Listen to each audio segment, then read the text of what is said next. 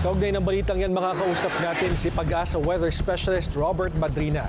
Magandang gabi, Obet, at ano yung latest dito kay Bagyong Uwan? Magandang gabi po, no? Magandang gabi sa mga taga-subaybay natin. So patuloy pa pong lumakas itong Bagyong Uwan at palapit na po dito sa may bahagi ng Bicol Region.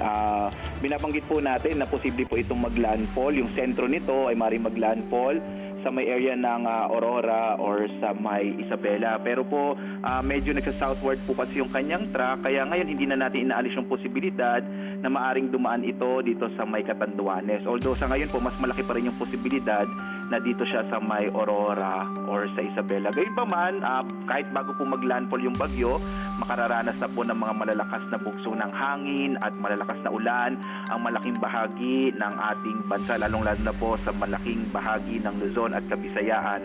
Ang huling lokasyon ng Bagyong Uwan ay nasa 575 km silangan ng Katarman sa Northern Samar or 620 km silangan ng Virac sa Catanduanes. Taglay niya ngayon ang malakas na hangin po malapit sa gitna, nasa 150 km per hour. Ang pagbugso naman ay nasa 185 km per hour. Mabilis po itong bagyo, no?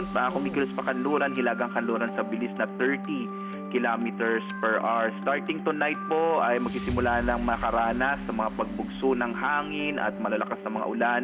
Mauna po itong bahagi ng Eastern Visayas and then Bicol Region.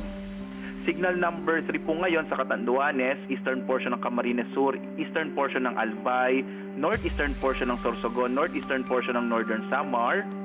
Signal number 2 naman sa silangang bahagi ng mainland Cagayan, Isabela, Quirino, Nueva Vizcaya, Aurora, Nueva Ecija, Bulacan, Rizal, Laguna, Quezon Province, Marinduque, Camarines Norte, nalalabing bahagi ng Camarines Sur, nalalabing bahagi ng Albay, nalalabing bahagi ng Sorsogon, Burias Island, Ticao Island, at dito po sa Metro Manila, signal number 2 na po ang nakataas na babala. Gayon din po sa nalalabing bahagi ng Northern Samar, Northern and Central portion ng Samar, at gayon din po sa may Northern and Central portion ng Eastern Samar.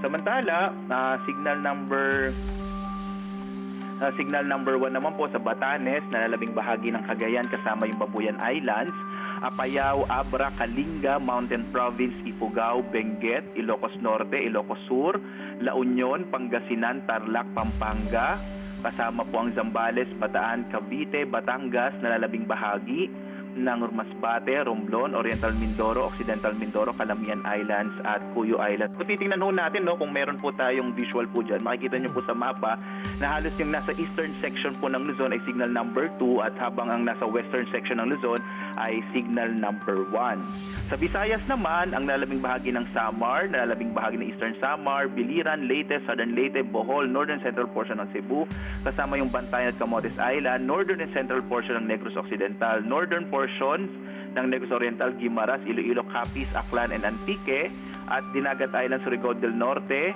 kasama yung northern portion ng Agusan del Norte at northern portion ng Surigao del Sur. Kaya nga po, bagamat patungo po sa northern and central Luzon yung bagyo, umaabot po yung signal natin, yung babala natin dito hanggang sa Mindanao dahil malawak po yung bagyo. Kasalukuyan po ang kanyang radius or yung kanyang lawak po mula sa gitna ay nasa 800 kilometers. So kung tutusin po yung kanyang diametro po ay aabot po ng mahigit 1,500 kilometers. Halos sakop niya po yung malaking bahagi ng ating bansa. Inaasahan natin na bukas hanggang Lunes magiging mararanasan yung mga pagbugso ng hangin at malalakas na ulan dito sa malaking bahagi ng Luzon po, no, yung Northern Central Luzon. Maging dito sa Metro Manila, ang pinakamataas na tropical second wind signal po natin ay maaari po tayo umabot hanggang signal number 3. Yung po yung ating sa ngayon na worst case scenario. Pero kung magbabago yung track ng bagyo, pwede pa rin magbago po yung ating tropical second wind signal warning po particular na dito sa Metro Manila. Pero po kahit saan po pumunta yung track ng bagyo, more or less po, no, mararanasan na natin dito sa Metro Manila at mga karatig na lalawigan sa buong Luzon ang mga malalakas na ulan at malalakas na hangin dulot ng bagyong Uwan. Samantala po may nakatasa tayong gale warning, particular na sa mga baybayin po sa Luzon, kaya delikado na as early as now na maglayag po ang mga sakyang pandagat at mga bangka sa mga baybayin ng ating bansa. Posible din po ang mga storm surge o daluyong, particular na dito sa mga lugar, sa mga baybay dagat na dadaanan ng bagyong C1 sa may eastern section po ng Bicol Region at ng dito po sa Northern and Central Luzon. Hanggang hanggang mga 3 metro po yung taas ng alon or yung paghampas po ng alon sa baybay dagat na ito po yung daluyong na cause po o dahil po sa paglapit o pagtama sa lupa ng bagyong si Juan. Ang susunod pong update natin sa bagyo ay mamayang alas 11 po ng gabi. Sir? Okay, maabangan natin yung susunod yung update dahil inaabangan talaga ng buong bansa itong epekto ng bagyong Juan. Maraming salamat, Pag-asa Weather Specialist Robert Badrina. Salamat po.